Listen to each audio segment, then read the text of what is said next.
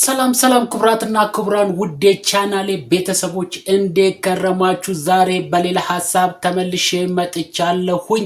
እንግዲህ ይህን ቪዲዮ ካያችሁና ከተመለከታችሁ በኋላ ላይክ፣ ሰብስክራይብ፣ ኮሜንት ማድረጋችሁን እንዳትረሱ። ይህ ያፌት ኢንተርቴይንመንት ነው።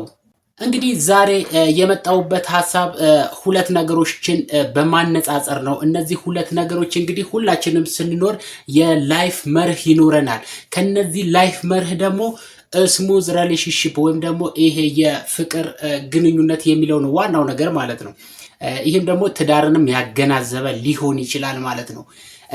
እንግዲህ ከሶሻል ሚዲያ ተጠቃሚዎች ውስጥ ቲክቶክን እና ዩቱብን ከሚጠቀሙ ሰዎች ትክክለኛ ነገር እያስተላለፉልን ነው ወይም ደግሞ ትምህርት ሊሰጡ ይችላሉ በሪሌሽንሺፕ ውስጥ ብለን የምናስባቸውን ሁለት ጥንዶች አንስቼ ትንሽ የሆነ ነገር ሼር ላርጋችሁ።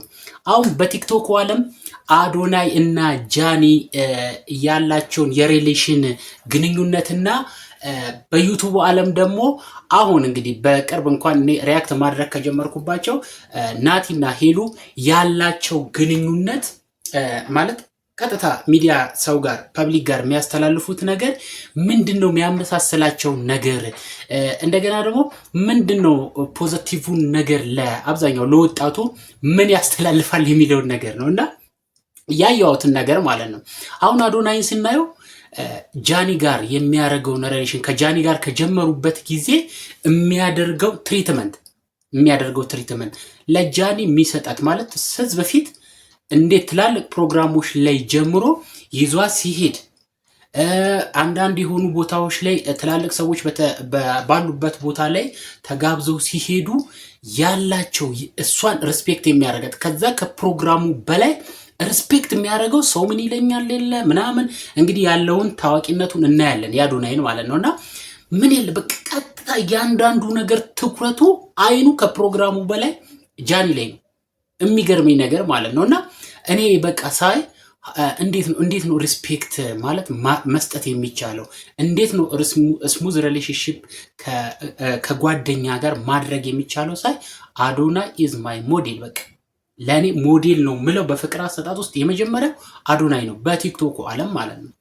ሰው ምን አለኝ የለ ሰው እንደዚህ ያለ እያንዳንዱ ሪስፔክት ሰጥቷት ነው ጇን ይዞ አቅፎ በእያንዳንዱ ነገር ላይ ከሚበሉት እና ከሚጠጡት ነገር ጀምሮ አብዛኛው ትኩረቱ ጓደኛው ላይ ነው ጃኒ ላይ ነው የሚያደርገው ነገር ማለት ነው። በዚህ በኩል ደግሞ ተመልሰን አሁን ናቲና ሄሉ እያደረጉ ያሉት ነገር ደግሞ አሁን እዚህ ጋር ናቲ በሄሉ ላይፍ ውስጥ ምን ያህል አሁን ብርሃን ሰጥቶ እና በስራዎቿ ላይ ራሱ ትልቅ የሆነ ብርሃን ወይም ደግሞ ፑሽ ለስራዋ ትልቅ የሆነ ነገር እንትን እንዲኖር አቅም እንዲኖራት ካደረጉት ነገሮች አንዱ የመጀመሪያው ናቲ ነው ብዬ ነው ማሰው። ምክንያቱም እሱ ከመጣ በኋላ እያንዳንዱ ነገር ስራዋ ላይ ነው ትኩረት የምታደርገው።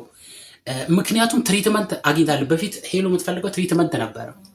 ያንን ትሪትመንት አሁን እያንዳንዱ ናቲ ከሚጠቀመው ቃላት ጀምሮ ናቲ እያንዳንዱን ነገር ከሚያደርጋቸው እሷን ልክ ያስደስታል ብሎ ከሚያደርገው ነገር አንፃር እሷ አብዛኛው በቃ ያ ክፍተቷ ተሞልቷል። ያንን ክፍተት ይዛ አብዛኛው ስራዋ ላይ ጥንካሬ ነገር ነው የምናየው። እያንዳንዱ ጉዞዋ ላይ ለሱ የምታደርገው ነገር ሳቋ፣ ደስቷን ስናይ በቃ ይሄ ትክክለኛ ነገር በህይወቷ ውስጥ እያየ ነው ያለው ነገር። ሴት ልጅ ከወንድ ልጅ ምን ትጠብቃለች፣ ከወንድ ልጅ ምን ትፈልጋለች የሚለውን ነገር የምናይበት ነገር ነው። በቃ እኛ አሁን ለምሳሌ 21ኛ ክፍለ ዘመን ውስጥ ያለን ሰዎች ምንድነው ለሴት ልጅ ማድረግ ያለብን? ሴት ልጅ ከኛ ስፔሻሊ ወንዶች ማለት ነው ሴት ልጅ ከኛ ምን ትፈልጋለች፣ እንዴት ነው ትሪትመንት ልትደረግ የምትችለው ብለን ስናስብ በአዶናይና በጃኒ መካከል ያለውን ሪሌሽን እና በናቲና በሄሉ መካከል ያለውን ቅርርብና ድርጊቶችን ማየት ለኛ በቂ ነው። እኔ እውነቴን ነው የምላቸው። አሁን በጣም አንዳንድ ቦታ ላይ እኔ የማስመሰል ነገር ነው ማየው። በቃ እንዴት ያይዞ የሆነ ነገር ነው ማየው። ግን አሁን ናቲንም ስናየው የመጀመሪያው ምንድነው ከልጅነት ጀምሮ አብራ የመጣች ጓደኛው ናት። ከልጅነት ጀምሮ ማለት ነው። ጃኒና አዶናይንም ብናይ ደግሞ እዚህ ጋር በቅርቡም ቢገናኙ እያንዳንዱ ነገር የሚያደርገው በእንትኑ ከእሷ ጋር እያንዳንዱ ነገር የሚያደርገው ነገር በቃ ትክክለኛ ከውስጥ የመነጨ ነው። እንደው እሱ ጋር ከጃኒ በላይ አዶናይ ጋር ያለው ነገር ነው ይበልጣል ብዬ ማሰበው። ኢቭን ራሱ እዚህ ጋር አሁን በናቲና በሄሉ መካከል ራሱ ነገሮችን ሳይ አብዛኛውን ነገሮች እኔ ከሄሉ ይልቅ ናቲ ላይ ነው ማየው። በቃ በጣም ትልቅ ለግንኙነታቸው ትልቁ ተጽዕኖ ፈጣሪው እሱ ነው የሚጠነቀቀው እያንዳንዱ ነገር ላይ ከአነጋገር የሚጠቀምላት ከንግግሮች አንጻር የሚጠቀመው ለሷ የሚጠቀማቸው ቃላቶች ራሱ የተለዩ ናቸው። እውነቴን ነው የምላቸው እና እሷ እዛ ጋር አትጠቀም ማለት አይደለም። ጃኒ እንትን ትላለች ምናምን ማለት አይደለም። እዚህ ጋር ሄሉም የሆነውን ነገር ከነሱ የተሻሉ ነገር የላቸውም። እንትን አለው ምንድነው ይሄ ገደብ አለው።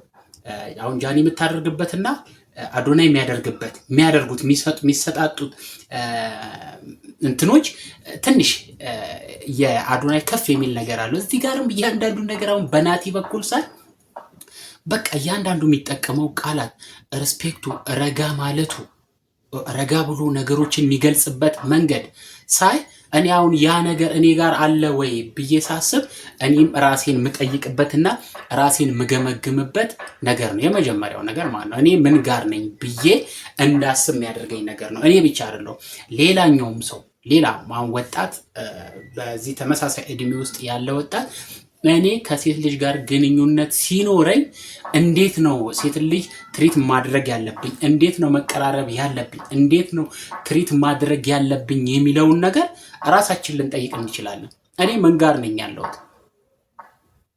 ስለዚህ ሁሉም ወንድ እኩል አይደለም፣ ሁሉም ወንድ ተመሳሳይ አመለካከት አለው ማለት አይደለም። ግን እዚህ ጋር ሪሌሽን ስንመሰርት የመጀመሪያው መከባበር ነው። በሁለት ሰዎች መካከል መከባበር ሊኖር ይገባል። ከመከባበር በኋላ ደግሞ መተሳሰብ የሚባል ነገር አለ። እያንዳንዱ ሰው ፊት ስንሄድ ቤት ውስጥ የምናደርገውን ነገር እና ሰው ፊት ስንሄድ የምናደርገው ነገር በጣም ትልቅ ሪስፔክትፉል የሆነ ሰው አይቶ ሊያከብረን የሚችልበት መሆን አለበት እና እያንዳንዱን ያውን እነዚህ ሁለት እንትን ጥንዶች ሚዲያ ላይ በጣም ኢንፍሉዌንስ አደረጉ የሚባሉ ሰዎችን ሳይ ወጣቶችን ሳይ በቃ እኔ ምን ጋር ነኝ፣ እኔ ምን ጎሎኛል ብል ብዙ ነገር ሊጎለኝ የሚችል ነገር አለ። እኔ አሁን አዶናይም ብሆን ሚዲያ ላይ ወጥቼ ዲያው ማለት ያን ያህል ትሪት ማድረግ ይችላለሁ ብዬ ራሴን እጠይቃለሁ። እኔ ያን ያህል ትሪት ማድረግ ይችላለሁ ወይ? እናንተስ እንደው እውነት ከስር ኮሜንት ላይ አድርጉልኝ። አሁን ሁሉም ሰው እንደ አዶናይ አሁን እኔ ኦልሬዲ አሁን ሚዲያ ላይ ከወጡት ሰዎች አንጻር ነው ያን የምላችሁ ማለት ነው። ብቻ ግን ምንም ይሁን ምን ማለት ነው ሁላችንም በየራሳችን ላይፍ ስንመጣ ለኔ ሮል ሞዴሌ ማን ነው? በላይፌ ውስጥ ይሄን ነገር የተማርኩት ከእንትና ነው፣ ይሄን የተማርኩት ከእንትና ነው ብለን ሁላችንም ኢቭን በሪሌሽንሺፕ ውስጥ ብቻ ሳይሆን በእያንዳንዱ ህይወት ላይፋችን የሆነ ሮል ሞዴል ያስፈልገናል እና እንደው አሁን ካለ ወጣት በ21ኛው ክፍለ ዘመን ላይ ያለ ወጣት የሆነ ሮል ሞዴል ያስፈልገዋል ብዬ ነው ባስበው። የሆነ ሮል ሞዴል ማለት ነው በእያንዳንዱ ነገር በስራም ሊሆን ይችላል፣ በተለያዩ አላማዎቻችንም ውስጥ ሊሆናል። የሆነ ሮል ሞዴል የሆነ ሰው ስናስቀምጥ ከዛ ይሄንን ተማሩ ከእንትና ይሄንን ተምሬ ነው እዚህ እንትን ያልኩት ምናምን ልንል እንችላለን። ስለዚህ አሁን በእያንዳንዱ ነገሮች ውስጥ በነገራችን ላይ እነዚህ ሰዎች ኔጌቲቭ እንትን አስተሳሰብ ያላቸው ሰዎች የሉም ወይ? እነዚህ ሰዎች ላይ ለምን አለ? ማንም ሰው ጥሩ አድናቂ እንዳለው ሁሉ ኔጌቲቭ ተከታዮችም አላቸው። ኔጌቲቭ ሆኑ ማለት እያንዳንዱ ነገር እየተከታተሉ መጥፎ ኮሜንት የሚያደርጉት። ለምሳሌ አዶናይን ብናይ በጣም የሚወደው ህዝብ እንዳለ ሁሉ አንዳንድ አሁን ኢቨን ራሱ መንገዱን ከማቋረጥ አንጻር ራሱ የሚጠሉት ወንዶች አሉ። እኔ እንጃ ሴቶች እንኳን አሉ ብዬ አላስብም። ለምን ጃኒ የምትያዝበትን መንገድ ስለሚያዩ ሁሉም ሴት አብዛኛው ሴት ማጆሪቲ ሴቶች ምን አለ እንደ አዶናይ አይነት እንደዚህ ወንድ ቢያጋጠመኝ እኔንም ትሪት የሚያደርገኝ ሰው ጀስት እንደሱ እንደዚህ አይነት ወንድ ከጎኔ ቢኖር ብለው የሚመኙ ሴቶች ስላሉ ማለት ነው። እና አብዛኛው ደጋፊ አለው አዶናይ ትሪት የሚያደርግበት። በነገራችን ላይ በጃኒ ሪሌሽን ውስጥ ብቻ ሳይሆን በሚያደርጋቸው ነገሮች ሁሉ ልጁ የሚጨበጨብለት ልጅ ነው። እና በዚህ ጋርም አሁን ስናይ እነ ሄሉ ጋር በጣም የሚከተሏቸው ሰዎች አሉ። በናቲም በኩል በሄሉም በኩል በጣም ብዙ ተከታዮች አላቸው።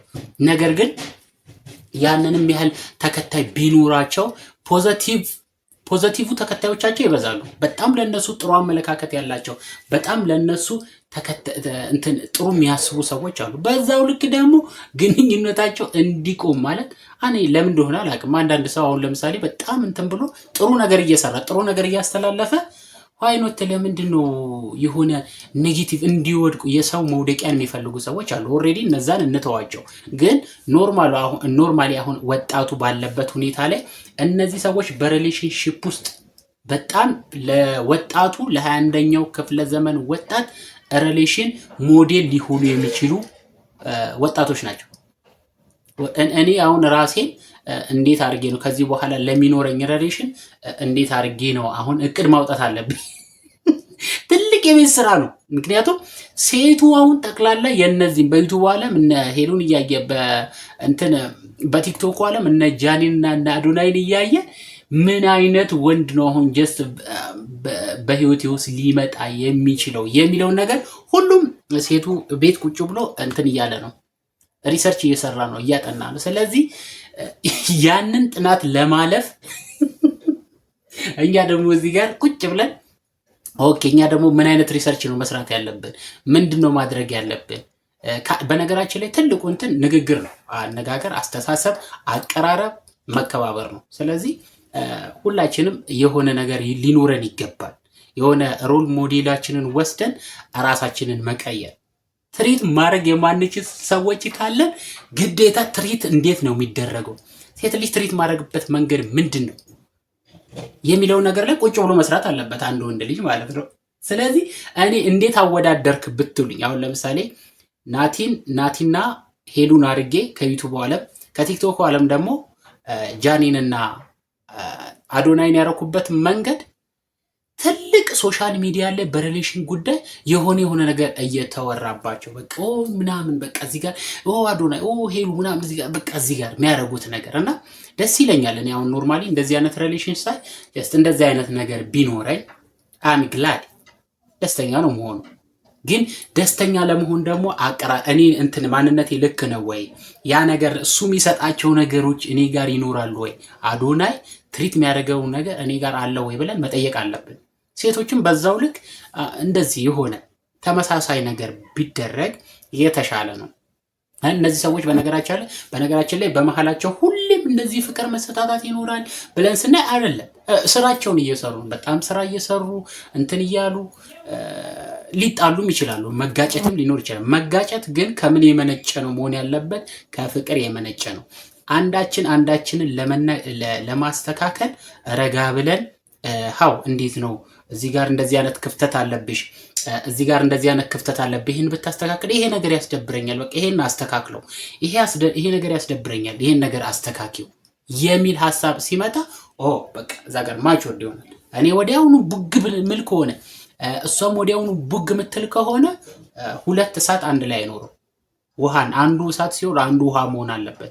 አንዱ ውሃ ሲሆን አንዱ እሳት ሲሆን በቃ አንዱ አንዱን የማጥፋት አንዱ አንዱን የመታገስ ሲኖር ይጋጫሉ። መጋጨት ግን ከፍቅር የመነጨ ነው። አንዳንድ ጊዜ አለመግባባት ይኖራል። አለመግባባት ደግሞ የሰዋዊነት ባህሪ ነው። የሰው ልጅ አለመግባባት ሁሌ መግባባት አይኖርም። አለመግባባት አለ፣ በየቤቱ አለመስማማት አለ። ግን አለመስማማቱን ምንድነው ማስለመድ ያለ? በጠረጴዛ ዙሪያ ቁጭ ብለን መፍታት መቻል አለብን። ይሁን ልክ እንደ 21ኛው ክፍለ ዘመን ምንድነው በእኔ ጋር ያስቀየመሽ ነገር ምንድነው? አንተ ጋር እንደዚህ እኔ በማድረገው አክሽን አንተን የሚያስከፋ ነገር ብለን መወያየት ስንጀምር ያኔ ማቹርድ እንሆናለን ማለት ነው። እነዚህ ጥንዶች እንዴት ዘልቀው ወጡ ብትሉኝ ይሄ ነገር በማከላቸው ስላለ ነው። ማቹርድ ሆነዋል። ተነጋግሮ ችግራቸውን በመፍታት ያምናሉ። እዚህ ጋር እኔ ቤቴን ሳላስተካከል አሁን አዶናይ እንዴት ተጽዕኖ ፈጣሪ ሆነ ብትሉ በቲክቶክ ዓለም መጀመሪያ ቤቱን አሸንፎ ነው ራሱን አሸንፎ ነው ወጥቶ ማህበራዊ ሚዲያ ላይ ሌላ ተጽዕኖ ፈጣሪ መሆን የቻለው። አንድ ሰው ራሱን ሳያሸንፍ ራሱን ሳያስተካክል ወጥቶ ተጽዕኖ ፈጣሪ መሆን አይችልም። እዚህ ጋርም አሁን ሄሉን ብታያት በጣም ማቹር በዩቲዩብ ዓለም ሄሉ ሲባል ይታወቃል። እንዴት ወጣች? መጀመሪያ ራሷን አሸንፋለች። መጀመሪያ ራሷን ሼፕ አድርጋለች። ከራሷ አልፋ ብዙ ሰዎችን ሼፕ በማድረግ የምትታወቅ ሰዎች ናት። ሰውን በመርዳትም ትታወቃለች። ሶ እዚህ ጋር መጀመሪያ ራሷን አሸንፋ ነው፣ ራሷ ላይ ተጽዕኖ ፈጥራ ነው ቀጥ ብላ ሌላ ማህበረሰቡ ላይ በሶሻል ሚዲያ ተጽዕኖ ፈጣሪ መሆን የቻለችው። ስለዚህ መጀመሪያ ራሳችንን ሼፕ እናድርግ። መጀመሪያ ራሳችን ላይ ተጽዕኖ ፈጣሪ መሆን አለብን። ራሳችንን መቀየር አለብን። በማህበረ አንድ ሰው 3-4 ነገር ሊኖረው ይችላል። አሁን አዶናይን ስናይ በጣም ብዙ ነገር እኮ አሉ። በጣም ብዙ ሊሰራባቸው የሚችልበት ነገርን እያየ ነው፣ ሰውን ከመርዳት አንጻር ማለት ነው።